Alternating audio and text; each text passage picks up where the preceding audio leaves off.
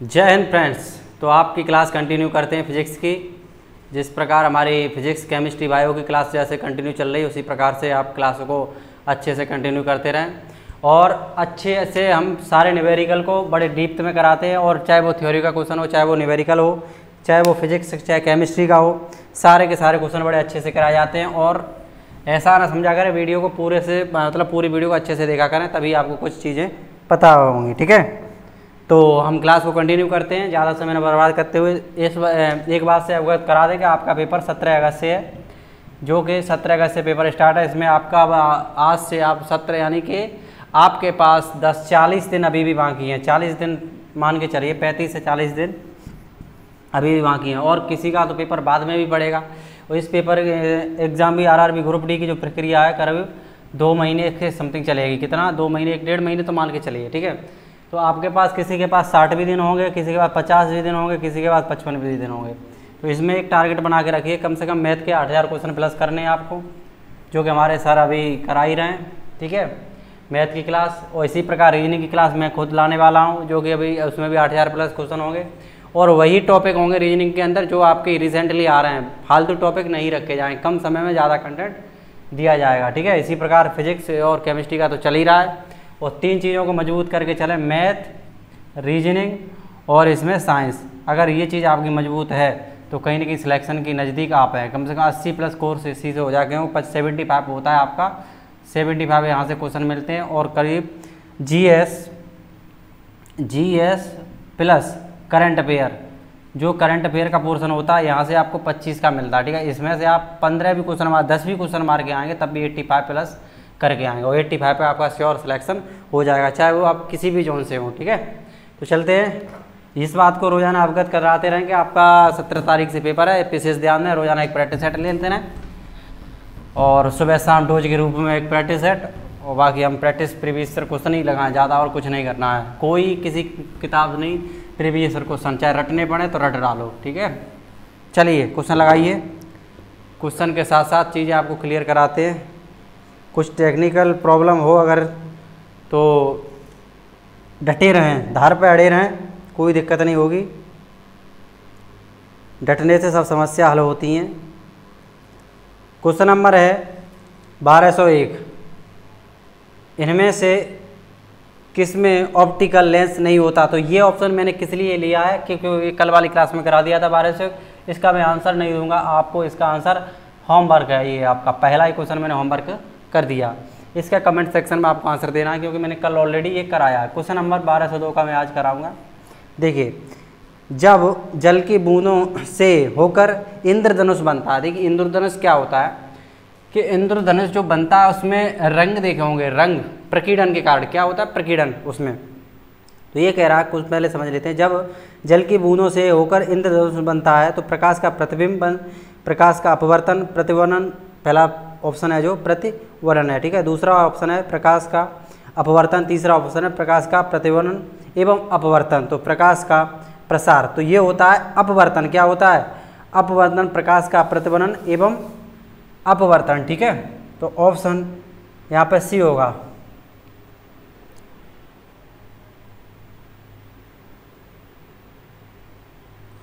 ठीक है, ठीक है। और इसमें कुछ है नहीं। देखो, प्रकाश का जब बनता है तो इसमें पूर्ण आंतरिक परावर्तन को ध्यान रख लेना। कभी कभार पूछ लेता है कि जब भी इंद्रधनुष बनता है तो सूर्य का क्या निर्माण करता है, तो पूर्ण आंतरिक परावर्तन करता है। ठीक है, चलिए क्वेश्चन नंबर 1203।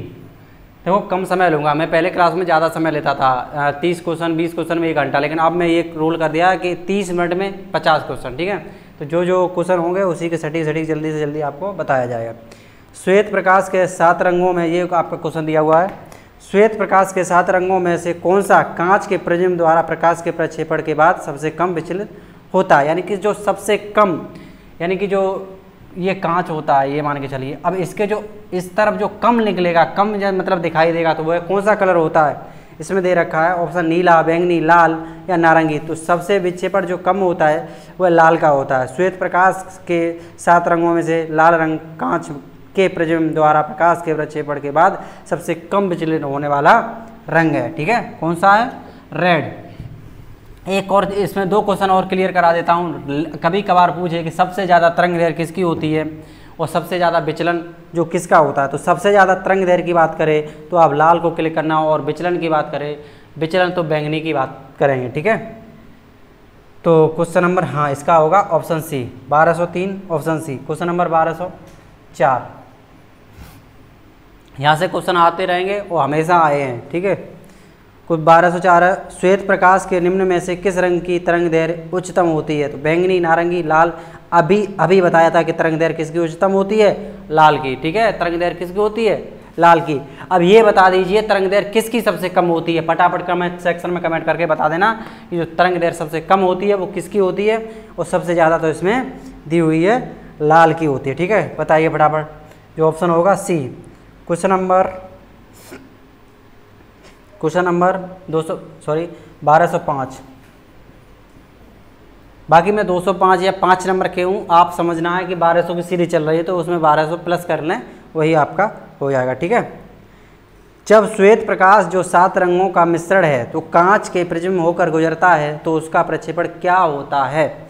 ऑप्शन दिए हुए, श्वेत प्रकाश 7 रंगों से पूरे प्रिज्म को प्रकीर्णन करता है। श्वेत प्रकाश के रंग 7 रंग का कांच प्रिज्म से अलग अलग लाल से गुजरता है, तो लाल रंग जो अलग अलग से गुजरता है, ये इसमें क्लियर होगा। श्वेत प्रकाश 7 रंग कांच के प्रिज्म से अलग अलग चाल से गुजरता है। क्या होता है, अलग अलग चाल से गुजरता है। ठीक है, चलिए तो ऑप्शन होगा बी।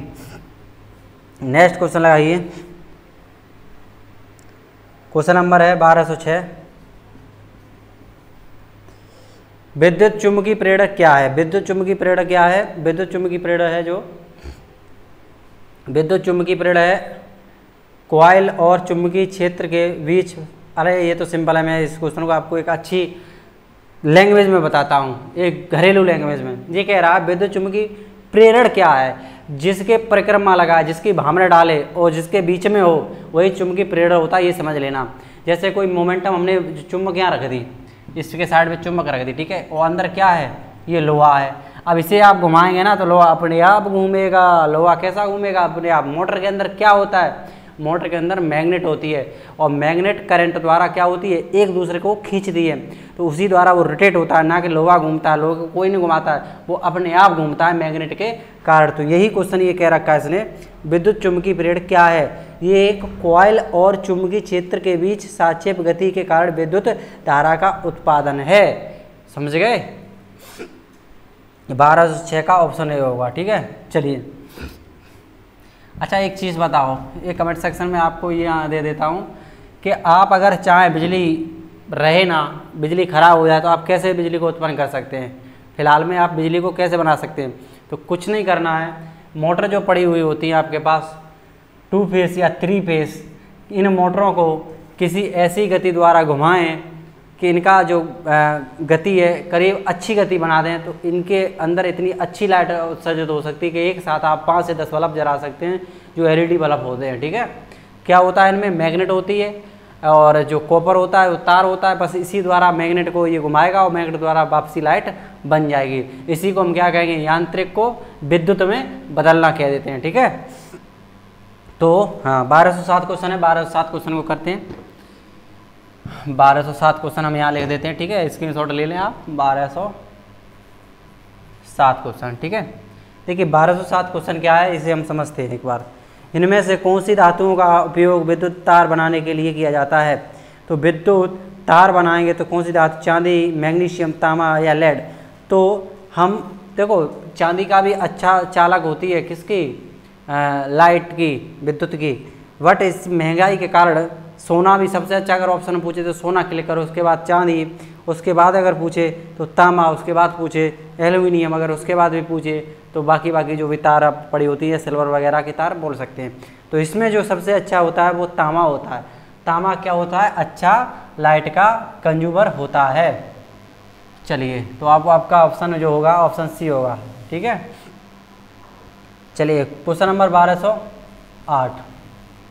क्वेश्चन नंबर 1208 कहता है पावर ट्रांसफार्मर की कार्यप्रणाली का सिद्धांत पर आधारित है, किस पर आधारित है, हुक का नियम, न्यूटन का नियम या आइंस्टीन का नियम या फैराडे का नियम। तो जिंदगी हो गई आपको पढ़ते पढ़ते 9th से लेकर अब तक आप पढ़ ही रहे हैं फैराडे का नियम। ठीक है, फैराडे का नियम ठीक तरह से पढ़ेंगे तो 9th हाई स्कूल में खूब अच्छे से पढ़ाया जाता है। तो पावर ट्रांसफार्मर की कार्यप्रणाली का सिद्धांत किस पर आधारित है? फैराडे के नियम पर आधारित है। अरे वही जो फ्लाइंग आयत का नियम, वो कभी देखा होगा, अंगूठा छपा होगा, बोलते हैं फ्लाइंग आयत का नियम, ठीक है, तो वही है फैराडे का नियम। ओके, चलिए तो हम ऑप्शन डी का क्लिक करते हैं, 1208 का क्वेश्चन नंबर 1209। और एक खुशखबरी और देते हैं कि आपको हम हाई स्कूल और इंटर की रेलवे के लिए साइंस कराने वाले हैं, आरआरबी, ठीक है। जो हाई स्कूल इंटर की वो सबके लिए होगी, ये आरआरबी रेलवे वालों के लिए नहीं, वो आपका चाहे कहीं भी आए साइंस, किसी भी क्षेत्र में आए, जैसे कि आपके अभी जो रिसेंटली एयरफोर्स वगैरह है, नेवी वगैरह, आर्मी वगैरह, किसी भी क्षेत्र में आए, कक्षा 10th की बहुत पावरफुल एनसीईआरटी की साइंस है, फिजिक्स केमिस्ट्री बायो। इसी प्रकार 12th की भी हम इसी में कराएंगे, ठीक है। ये अगर ये आपने बेसिक चीज़ें देख ली तो आपका मज़ा आ जाएगा साइंस में, ठीक है। चलिए, तो हम कहाँ थे? यहाँ 1209 पर थे। देखिए 1209, इनमें से कौन सा रासायनिक ऊर्जा को विद्युत ऊर्जा में बदलता है? अभी बताओ, अभी बताओ।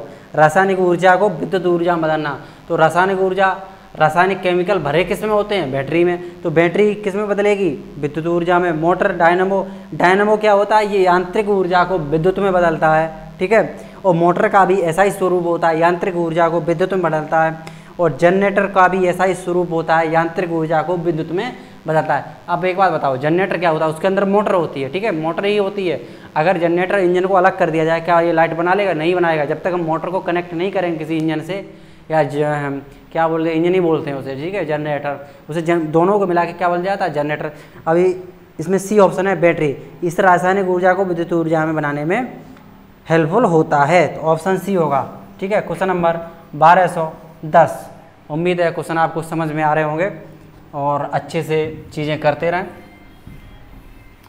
और मज़ा भी आएगा, पढ़ने का मज़ा भी आएगा, ज़िंदगी में जीने का भी मज़ा भी आएगा, और कुछ मेहनत करके पा लेंगे तो उस पाने का भी मज़ा आएगा, ठीक है।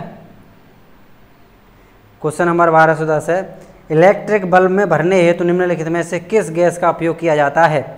4 ऑप्शन दिए हुए हैं, आपको बताने हैं। तो इलेक्ट्रिक में आर्गन भरी जाती है, 2 तो ऑप्शन ख़त्म कर दो। इलेक्ट्रिक में आर्गन भरी जाती है, 2 ऑप्शन हमने हटा दिए क्योंकि दोनों ऑप्शन में आर्गन है ही नहीं, ठीक है। अब बचे हमारे पास 2 ऑप्शन बी और डी। 1210 क्वेश्चन लगा है, ठीक है, क्वेश्चन आया 1210 हमने लगवा दिया सर से। तो हम आगे की प्रक्रिया देखते हैं। हाँ, क्वेश्चन नंबर 1210 में चलते हैं। तो मैंने क्या कहा, 2 ऑप्शन हटाने, ना तो हाइड्रोजन भरा जाता है ना तो ऑक्सीजन भरी जाती है, नाइट्रोजन जरूर भरी जाती है, बट इसमें 2 ऑप्शन हटा दो, ए और सी हटा दो, बचे बी और डी। तो इसमें से दूसरे में हाइड्रोजन दे रखा है, उसे भी हटा दो, अब बची आर्गन और नाइट्रोजन। तो हम विद्युत बल्ब में आर्गन और नाइट्रोजन को भरते हैं, AR, और दूसरा ऑप्शन जो दे रखा है N2 नाइट्रोजन, ठीक है। ये इन गैसों का जो मिजाज होता है बहुत ठंडी और हल्की होती हैं। कैसी होती हैं? ठंडी और हल्की होती है। नाइट्रोजन गैस है जो आपके चिप्स वगैरह पैकेट होते हैं, नाइट्रोजन गैस है चिप्स वगैरह पैकेटों में ये भरी जाती है, क्योंकि वो चिप्स वगैरह के पैकेट होते हैं काफ़ी लंबे समय तक चल सकें। तो आर्गन तो उसमें भरी नहीं जाएगी। क्यों नहीं भरी जाएगी? आर्गन गैस है तो सही, बट वो खाने योग्य नहीं होती है। क्या होती है? वो बहुत ही शरीर में नुकसानदायक होगी। लेकिन ये गैस नाइट्रोजन गैस होती भी हेल्पफुल होती है, ठीक है। तो इसमें कुछ और बचा क्या, हम देख लेते हैं एक बार नज़र मार के। नहीं, बिल्कुल कुछ भी नहीं बचा है। आर्गन जो आपकी कभी कभार ये पूछ लेता है जहाज़ के टायरों में कौन सी गैस भरी जाती है, नाइट्रोजन हो तो नाइट्रोजन क्लिक करना, और नाइट्रोजन ना हो, अगर दोनों हो तो आर्गन को क्लिक करना, क्योंकि आर्गन अत्यंत हेल्पफुल होती है हवाई जहाज़ के टायरों में भरने के लिए। आजकल की गाड़ियों में भी पूछ लेगा, बाइक वगैरह में नाइट्रोजन गैस भरी जा रही है, क्योंकि ये बहुत ही हल्की गैसें होती हैं और ठंडी होती है, टायर फटने की संभावना कम रहती है। तो कभी भी अपनी गाड़ियों में भरवाएं तो पैसे देकर नाइट्रोजन गैस का उपयोग करवाएं, क्योंकि ये ठंडी गैस होती है, आपके टायर काफ़ी दूरी तक चल सकते हैं फिर भी नहीं फटेंगे, ठीक है। उम्मीद है क्वेश्चन आपको समझ में आया होगा। क्वेश्चन नंबर 1211 लगा दीजिए। क्लास अच्छी लगे तो आप लाइक, शेयर और कमेंट कर सकते हैं। कमेंट करना, ये आपको बताना है कि कैसी क्या ये क्लास लग रही है। कभी भी देखें आप क्लास को, आज से चाहे 1 साल बाद क्लास को देखें, क्लास में मज़ा आ जाएगा आपको। ये नहीं होगा कि हम 100% देने की अपनी जिम्मेदारी रखते हैं। कोई भी टीचर होता है ऐसे नहीं पढ़ा देता, पहले उसकी बहुत ही कंटेंट रिसर्च का होता है, बहुत ही अच्छी चीज़ें की होती हैं, 8-10 साल मेहनत की है इस पर, इसलिए हम इन चीज़ों को आपको डीप में बताने की कोशिश करते हैं। 1210 क्वेश्चन है, 1210 क्वेश्चन है, क्या 1211 सॉरी 1211 क्वेश्चन आ गया। चलिए, निम्नलिखित में से कौन सा प्रभाव विद्युत के कारण नहीं होता? 4 हैं। कौन सा ऐसा प्रभाव है जो विद्युत के कारण नहीं होता? चुंबकीय प्रभाव, ऊष्मीय प्रभाव, रासायनिक प्रभाव या संकुचन प्रभाव? तो संकुचन प्रभाव है, ये विद्युत के कारण नहीं होता है। ठीक है, ऑप्शन जो है हमारा डी है और ये भी डी था। ठीक है, चलते हैं क्वेश्चन नंबर 1212 की तरफ। बहुत ही मज़ेदार, शानदार, जानदार क्वेश्चन है। आ गया क्वेश्चन? ठीक है, क्वेश्चन नंबर देखो 10 वोल्ट है। वाह वाह वाह, न्यूमेरिकल है। देखिए 10 वोल्ट के विभवांतर वाले विद्युत को 50 आगे नहीं आ रहा, 1212 आ गया। ठीक है, कोई प्रॉब्लम? ओके, देखिए क्वेश्चन 1212 आ चुका है। इसका आप आंसर देने की कोशिश करें, मैं भी आपको बताता हूँ। ये कह रहा 10 वोल्ट विभवांतर वाले विद्युत को 5 चार्ज के स्थानांतरित करने में कितना कार्य करना पड़ता है? तो इसने कुछ नहीं दे रखा है। देखो एक चीज़ आपको ट्रिक बता दूं, फिजिक्स के अंदर एक चीज़ मैंने कॉमन समझी है, जो भी रेलवे में एग्जाम न्यूमेरिकल आए हुए हैं और जितने भी एग्जाम हुए हैं उनमें मैंने न्यूमेरिकल में कुछ नहीं हुआ है। आपको बड़ी बड़ी परीक्षा तो देनी नहीं है, सिद्ध करके तो दिखाना नहीं है, और बहुत सारी परीक्षाओं में बहुत सारी इसमें डीप में चीज़ें होती हैं। तो आपको क्या करना होगा, इसमें छोटी छोटी परीक्षाओं में क्वेश्चन आते हैं, आपको इसमें गुणा और भागी करने होते हैं। तो देखो इसमें एक फॉर्मूला है, कार्य बराबर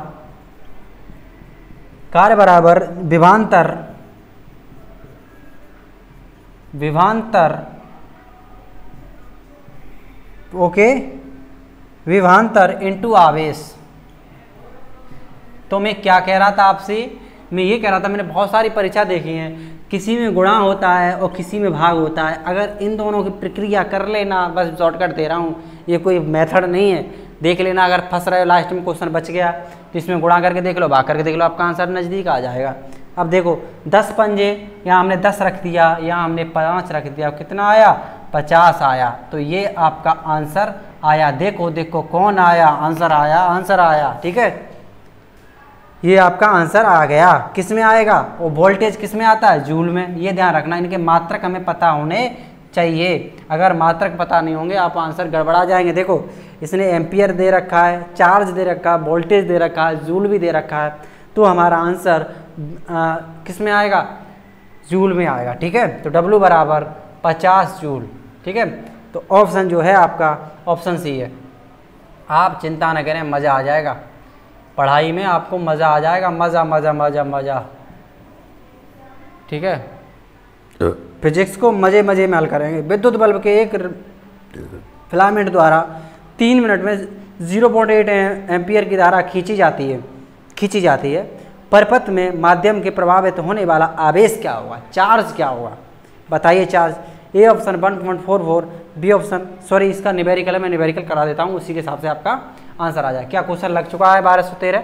ठीक है, देखिए इसमें दे रखी 3-4 चीज़ें दे रखी, समय दे रखा है, धारा दे रखी है इसने, और हाँ ठीक है, और कुछ है नहीं। धारा दे रखी है, समय दे रखी है इसने, और चलो समय दे रखा है, अच्छी बात है। देखिए इसने क्या रखा है, हम इसे रब करते हैं इस न्यूमेरिकल को, हैं, और जिन स्टूडेंटों का एयरफोर्स वगैरह का और नेवी वगैरह का जो अभी अग्निवीर परीक्षा जो चल रही है, रिसेंटली जो फॉर्म गिर रहे हैं, वो परीक्षा आगे वाले समय में आने वाली है, बट वो लोग ये विशेष ध्यान रखें, जो यहाँ से मैं फिजिक्स साइंस से जो करा रहा हूँ, बायो हुई, केमिस्ट्री हुई या फिजिक्स हुई, बहुत एडवांस लेवल की है, मज़ा आ जाएगा आपके, क्वेश्चन एक भी नहीं बचेगा यहाँ से। देखिए समझ लीजिए, समय दे रखा है इसने, कितना दे रखा है? 3 मिनट। जो बैठे हुए स्टूडेंट है वो भी समझें, यहाँ पर समय दे रखा है 3 मिनट।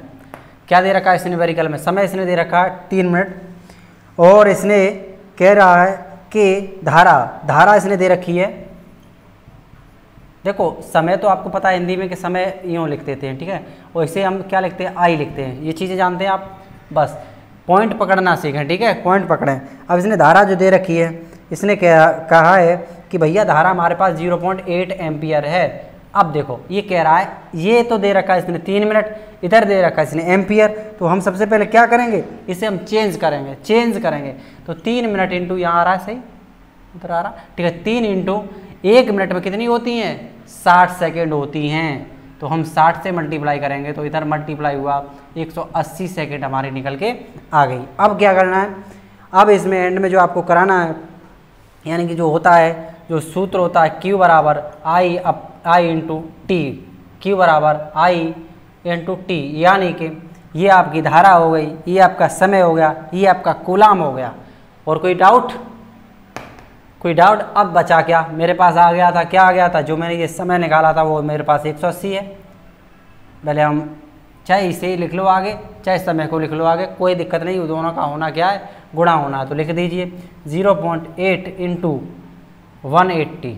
बाकी आप गुणा करेंगे तो आप गुणा कर सकते हैं, गुणा करके आपका जो आंसर आएगा इसमें, वो आपका आंसर 144 आएगा, ठीक है, 144 आएगा। और कुछ है नहीं इसमें, उम्मीद है आपको समझ में आएगा। चीज़ समझने की क्या होती है मैं इसमें बताता हूँ कि देखो इसने समय दे रखा है 3 मिनट, चेंज किस में करना है, सेकंड में चेंज करना है।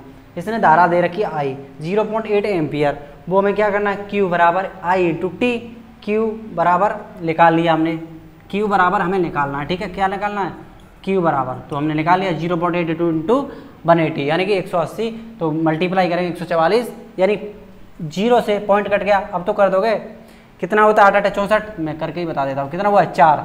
अब फिर 8 एकन 8 और कितना होगा 6 14, तो 144, ठीक है, समझ में आ गया, ये गुणा सब चीज़ समझ में आ गई।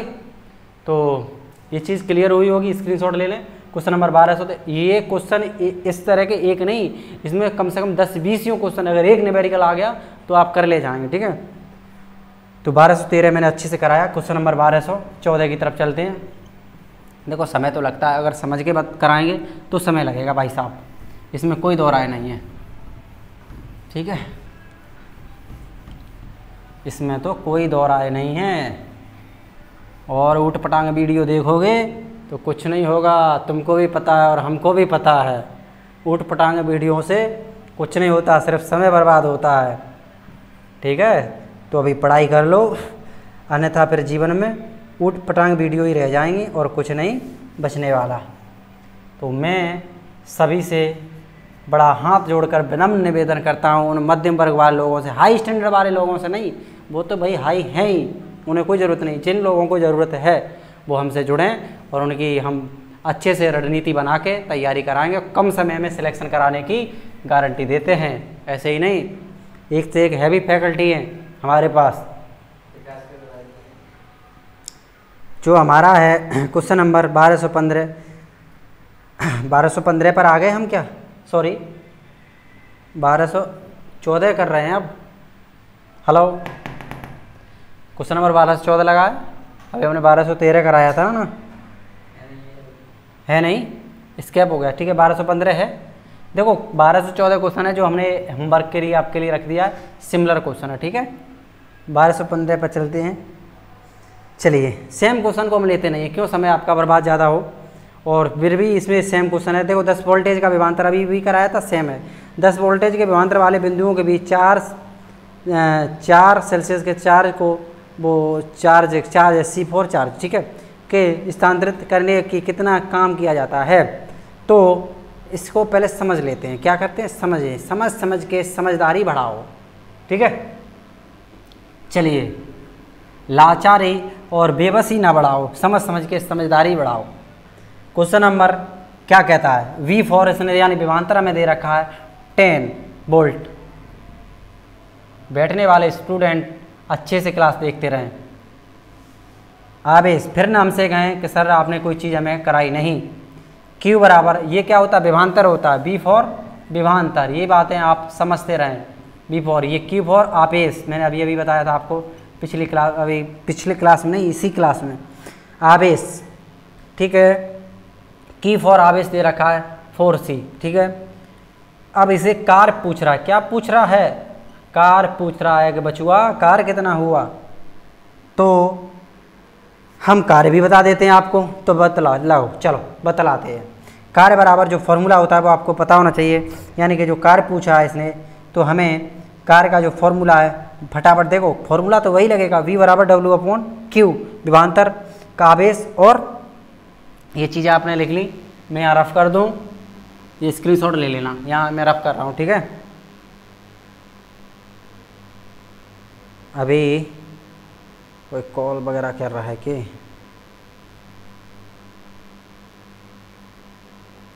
चलिए चलिए चलिए, हाँ मैं इसे रफ कर देता हूँ, इसे को अच्छे से बताएंगे आपको, मज़ा आ जाएगा, मज़ा आ जाएगा। चलिए, तो मैंने अभी बताया था आपको, क्या बताया था, देखो जो फॉर्मूला होता है हमारा विभवांतर, मैं शॉर्टकट लिख देता हूँ, ठीक है, आपको पता होगा विभवांतर, ये विभवांतर बराबर कार्य अपॉन क्या नीचे बच्चा आवेश, ठीक है। जो बैठने वाले स्टूडेंट है विशेष ध्यान दें, ये फॉर्मूला होता है, ठीक है, ये फॉर्मूला होता है। अब ये क्या है हमारा आवेश, अगर आज ध्यान नहीं देते तो आने वाले समय में आप नुकसान करेंगे अपना। ये विभवांतर का फॉर्म, फिर विभवांतर बराबर कार्य अपॉन आवेश, तो विभवांतर किससे प्रदर्शित करते हैं ये पता होना चाहिए, V से। अभी मैं इसको अच्छे से बताता हूँ, कार्य किसे कहते हैं W से, आवेश किससे कहते हैं Q से। उसने विभवांतर न पूछकर इसमें ही, इसी में बदलाव किया, इसी न्यूमेरिकल में, ये लगा न्यूमेरिकल, इसी में न्यूमेरिकल में बदलाव किया है कि भाई साहब कार्य क्या होगा। और मैंने एक बात आपको बताई थी बहुत समय पहले कि उसका इससे कोई संबंध नहीं है, बट आपको समझाने के लिए बोला हूँ कि मैंने बताया था चाल बराबर दूरी बट्टे समय, या कहीं ना कहीं मैंने बताया था, कभी भी दूरी पूछे तो हम क्या करते हैं, इन दोनों का गुणा। तब भी तो मैं कह रहा हूँ कभी कार्य पूछे तो विभवांतर और आवेश का गुणा कर देना, बस समझना है, इससे कोई लिंक नहीं है इसका दूरी से चाल सा, इन दोनों का क्या करेंगे गुणा। तो और भाग वाली चीज़ जब भी बराबर में भाग वाली चीज, जब भी भाग वाली चीज़ जो निकालते हैं तो दोनों चीज़ें क्या रह जाती हैं गुणा में। उन स्टूडेंट के लिए बताता हूँ जो नहीं समझ पाते हैं। तो अभी कार्य आया, ठीक है, और कार्य अपॉन क्या हो जाएगा विभवांतर, विभवांतर का क्या है डिनोट कर रहा है Q, Q अपॉन आवेश, आवेश क्या है V, विभवांतर क्या है, विभवांतर क्या हो जाएगा V अपॉन Q। तो बस लगा दीजिए फॉर्मूला। अब देखते हैं क्या क्या दे रखा है इसने, सॉरी अपॉन में नहीं होगा, गुणा होगा, कार्य बराबर V, W बराबर क्या V इंटू Q, ये होगा। दोनों दे रखे 10 इंटू कितना दे रखा 4। बस अब देख लीजिए कौन सा क्वेश्चन था आपका, क्वेश्चन नंबर कितना था हमारा,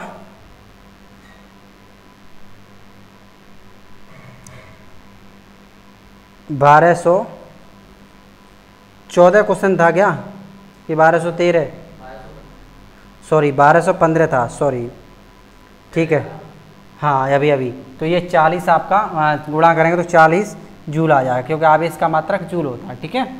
तो 1215 का आप फटाफट लिख लीजिए, ऑप्शन जो है ऑप्शन सी है, ठीक है, ऑप्शन सी हो जाएगा। बताइए इस न्यूमेरिकल में आपको क्या प्रॉब्लम है, हमें बता दीजिए फटाफट, फिर आपको समझाएंगे, ठीक है। और बैठे वाले स्टूडेंट भी कोई दिक्कत हो फटाफट बता सकते हैं। ये चीज़ समझ में आई आपको सारी चीज़ें, और मैं गारंटी से कहता हूँ आप लिख के धर लेना इस बात को कि आपकी आने वाली जो है नेवी की परीक्षा है, एयरफोर्स की है, विमानतर से क्वेश्चन आना ही आना है आपका, ठीक है। कोई भी परीक्षा हो यहाँ से क्वेश्चन आना ही आना न्यूमेरिकल का। तो चलते हैं 1216 की तरफ। छोटी क्लास रखेंगे क्योंकि न्यूमेरिकल की क्लास है, थोड़ी लंबी हो जाती है, इसलिए छोटी छोटी सी क्लास हम रखेंगे, छोटी छोटी सी, ठीक है।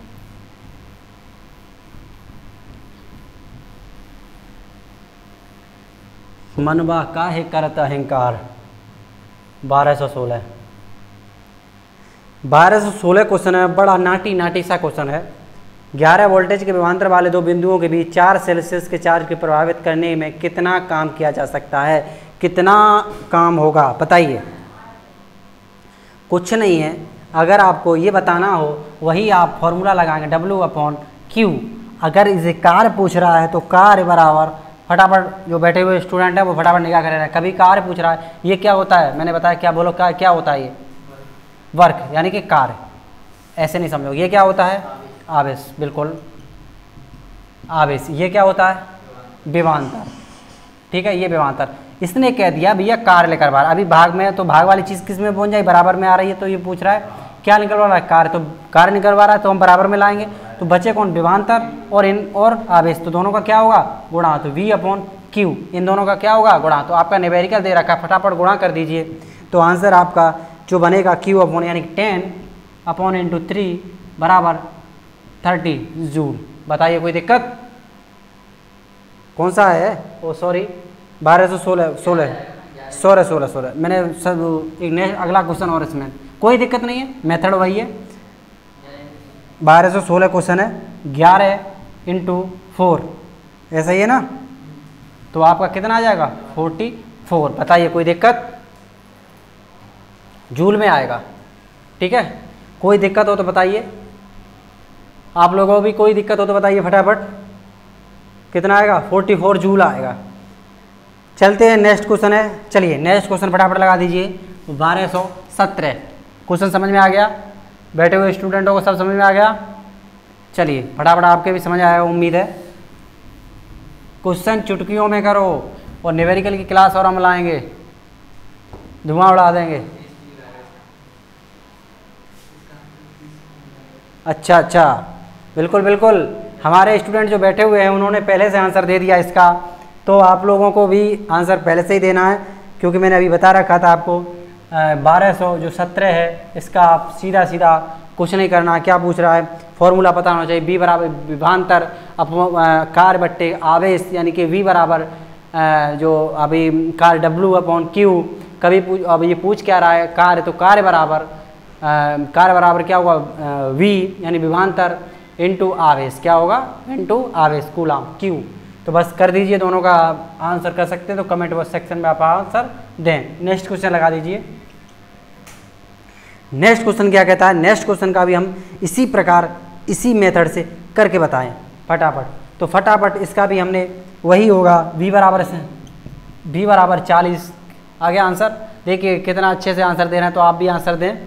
40, हमसे भी स्पीड इनकी अच्छी हो चुकी है, तो उम्मीद है आपकी भी स्पीड अच्छी हो जाएगी, ठीक है। V बराबर दे रखा है इसने, और Q बराबर भी दे रखा है। क्या दे रखा है? Q बराबर 0.5 दे रखा है। देखिए फटाफट बता रहे हैं। 0.5 W बराबर क्वेश्चन मार्क। क्या कह रहा है? W बराबर पूछ रहा है। मैंने क्या बताया था? फॉर्मूला रट्टा होना चाहिए। विभवांतर बराबर जो होता है W/Q होता है, लेकिन पूछ रहा है क्या? W यानी कार्य पूछ रहा है, तो कार्य बराबर इन दोनों का मल्टीप्लाई हो जाएगा। W बराबर जो होगा V इंटू क्या हो जाएगा? Q। दोनों का गुणा करेंगे, 40 इंटू 0.5, पॉइंट से 0 कटेगी तो कितना हो जाएगा? 20। कितना हो जाएगा? 20। कितना हो जाएगा? 20। तो आप इसमें आंसर देख लीजिए, 20 जूल हो जाएगा, ठीक है। मैं यहाँ लिख देता हूँ आंसर को, 20 जूल आ गया। 1218 क्वेश्चन मैंने आपको करा दिया है, ठीक है, 20 जूल होगा। नेक्स्ट क्वेश्चन जो है हमारा 1219। क्वेश्चनों को हल्के में न लें और ना ही टीचर को हल्के में लें, मज़ा आ जाएगा आपको, ठीक है। बिल्कुल भी ऐसा नहीं देखें कि पतला उतला टीचर है तो कि समझ में नहीं आएगा, सब समझ आएगा। 1200 ये क्वेश्चन 18 क्वेश्चन हमारा हो चुका है। 1219 क्वेश्चन है। विद्युत बल्ब के एक फिलामेंट द्वारा 1 मिनट में 0.75 एम्पियर की धारा ली जाती है। धारा के माध्यम से प्रभावित होने वाले विद्युत आवेश की मात्रा ज्ञात कीजिए। तो हमें इसमें भी कुछ नहीं, धारा कह रहा है, तो विद्युत धारा की आवेश विद्युत धारा पर ज्ञात करवा रहा है। विद्युत आवेश की मात्रा ज्ञात कीजिए, तो ले लीजिए ज्ञात कर देते हैं। ज्ञात कर देने में क्या हर्ज है? कुछ नहीं, हम कर देते हैं। देखो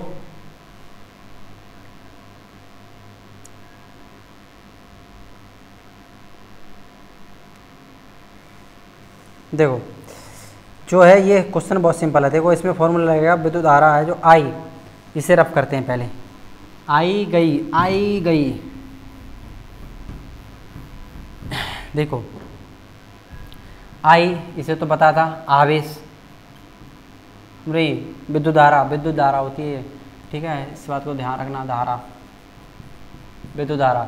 और इसने क्या कह रखा है? इसने कह रखा है कूलम से, हाँ ठीक है, आवेश, क्या दे रखा Q अपॉन T, इतनी बात समझ लें, ठीक है। Q अपॉन T यानी कि आवेश और यहाँ जो है समय, और ये आपकी विद्युत धारा, क्या है, विद्युत धारा I से प्रदर्शित करते हैं, Q को हम T से प्रदर्शित करते हैं, Q को आवेश और T को समय।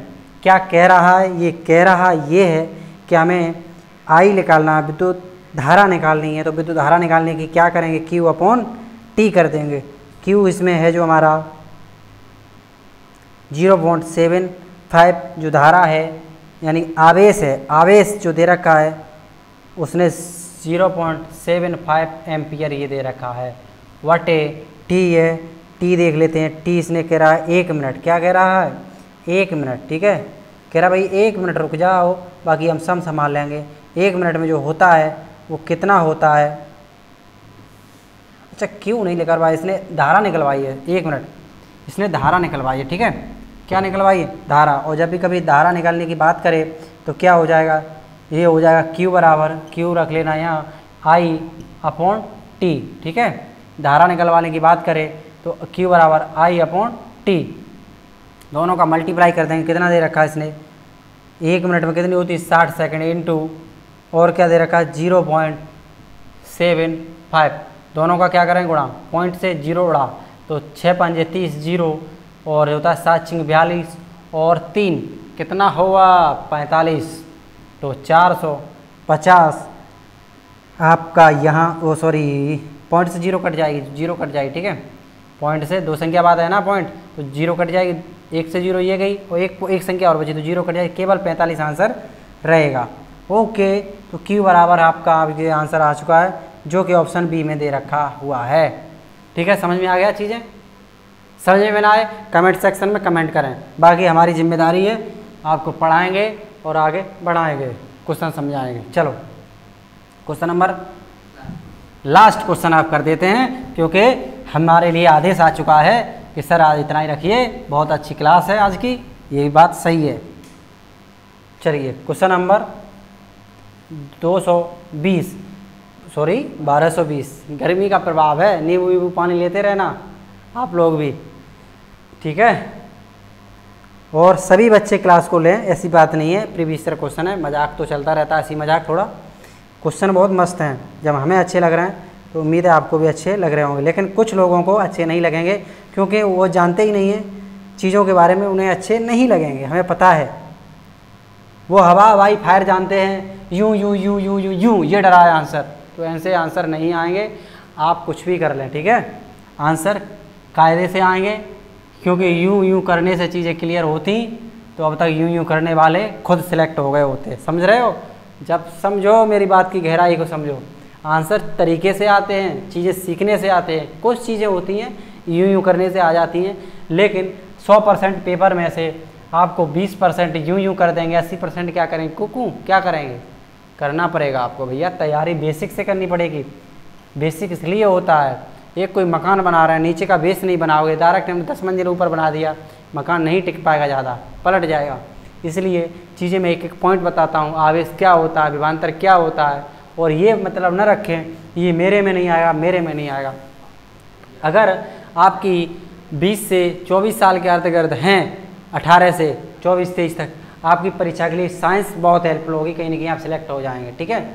साइंस के दम पर नेवी में सिलेक्ट हो सकते हैं, साइंस के दम पर रेलवे में सिलेक्ट हो सकते हैं। हाँ, इसे कराया नहीं मैंने अभी, कराए देता हूँ, चलो करा देता हूँ। कुछ देखिए कह रहा है एक सर्किट क्या होता है, सर्किट होता है वायर,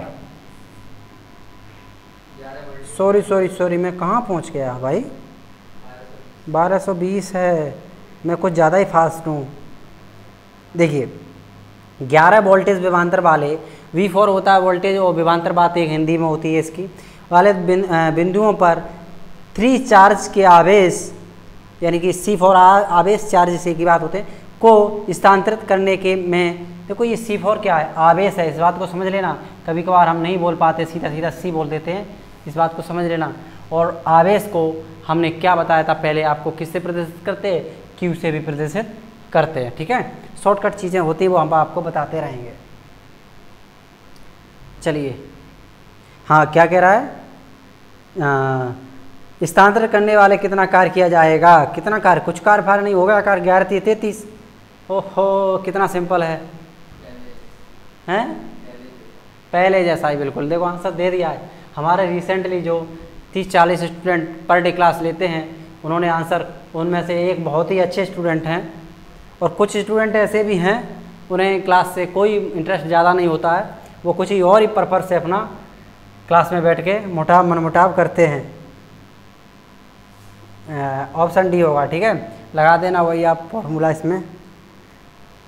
तो मैंने चीज़ें बता दी हैं आपको, फिर एक बार बता देता हूँ, अब लिख के नहीं, अब आपको ऐसे ही समझा देंगे।